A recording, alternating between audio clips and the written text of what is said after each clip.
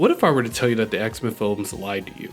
A few months back I did what was the difference between the X-Men films and comics, and it was a little ambitious. As a matter of fact, it was a little dookie. But I can do better, and I will do better. So let's get that out of here and discuss the first X-Men recruited into Charles Xavier's crusade of mutant-human coexistence, Cyclops. Now for a little disclaimer, I'm focusing on the original trilogy X1 through 3 and X-Men Origins Wolverine as I go through the comparisons between Cyclops in the films and Cyclops in the comics. Cyclops, also known as Scott Summers, was the firstborn son of Starjammer Christopher Summers, also known as Concierge, and he is the older brother of Alex Summers, who would later become known as Havoc. During a fateful airplane ride, Scott Summers lost his parents in a plane crash as a child, surviving only because his parents put him and his brother in the plane's last functioning parachute. Soon after, the two were separated while orphans and wards of the state, and when Scott Summers' mutant powers manifest, he fled the orphanage until Professor Xavier located him and took him in as his ward. In the film, Scott Summers' origins are not really seen or shown other than what we got in X-Men Origins Wolverine, where we see his mutant abilities manifest for the first time in 1979. In this film, he's pursued by Sabretooth in his school, where his optic blast fired off after falling during the chase. Next, we see Scott. He and the other young mutants, including Emma Frost and possibly Quicksilver, are held and experimented on by William Stryker, but are broken out and led to safety by Charles Xavier. In X-Men 1, Cyclops is first seen when he and Storm are sent to save Wolverine and Rogue from Sabretooth. This is the first time moviegoers are introduced to the leader of the X-Men. As tensions grow in the plot, so does it with Cyclops' love life. He is in love with Jean, but their attraction is kind of wedged with the attraction growing between her and Wolverine.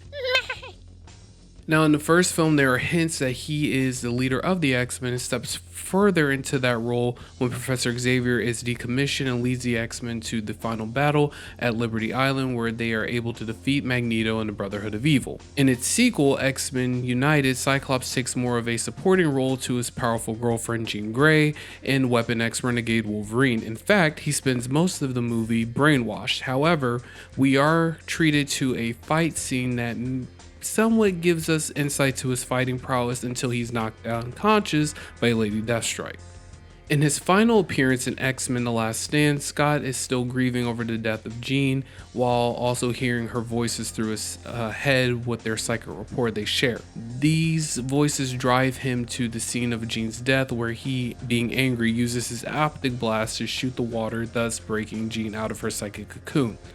Despite a loving embrace, Jean, under the control of Dark Phoenix, disintegrates Scott, and that is the end of him in the first X-Men trilogy. Now, the comics offer a bit more nuance, and when I say nuance, I mean much more development for a character of Cyclops, obviously because there's over 6 years of publication for the character, but also because Bryan Singer only seemed to care about Wolverine when it came to the films.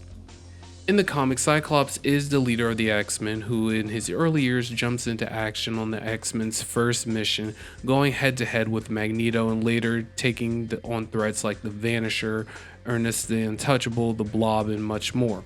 Xavier sees his potential early and eventually makes him the team's deputy leader, trusting him to run the field whenever he's away.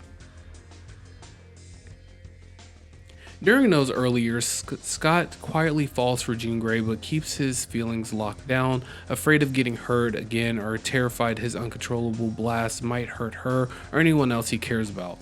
He also thinks he can't compete with Warren Worthington III, also known as Angel, who openly shows interest in Jean Grey. What Scott didn't realize, however, is that Jean is just as into him as he is into her, but she's just too shy to say anything. And it wasn't until Bobby Drake's 18th birthday that the two would finally admit their feelings for each other and become an official couple, thus becoming the mainstay couple of the X-Men team. So Cyclops leads Xavier's X-Men as the driving force behind their mission for peaceful coexistence, guiding the team through endless battles and even stepping up as headmaster of the school when needed. When mutants were facing extinction following the events of House of M, he hardened his approach and reshaped the X-Men more into an aggressive force focused on survival, a path that eventually brought him to war with the Avengers during the Phoenix event that claimed Xavier's life.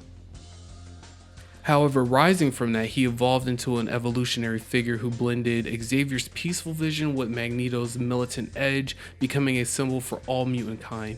Even after everything, he continues to rebuild and reshape the X-Men, dedicating himself to protecting the vulnerable mutants as they find their place in the human world. As for abilities, the films and the comics are somewhat similar, but there are some differences. Now in the film, Cyclops can fire devastating optic energy blasts from his eyes that are constantly active, forcing him to rely on ruby quartz glasses or a visor to control their output, with the ability to fine-tune the intensity from non-lethal knockouts to blasts powerful enough to tear through steel, concrete, multiple floors of buildings, and even disintegrate enemies outright.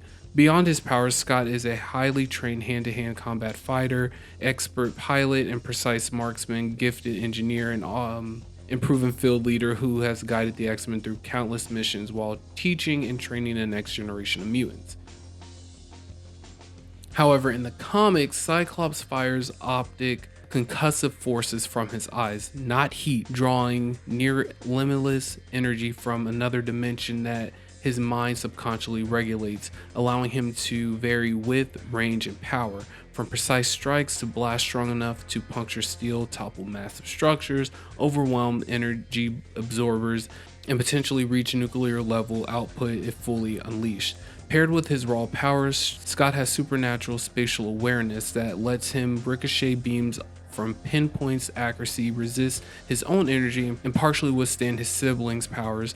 And while usually holding back out of fear of losing control, he is one of the most dangerous mutants alive when pushed. How do you think Cyclops was portrayed in the X-Men films? Let me know in the comments below. Now for my next trick. Do you know what happens to a toad when it's struck by lightning?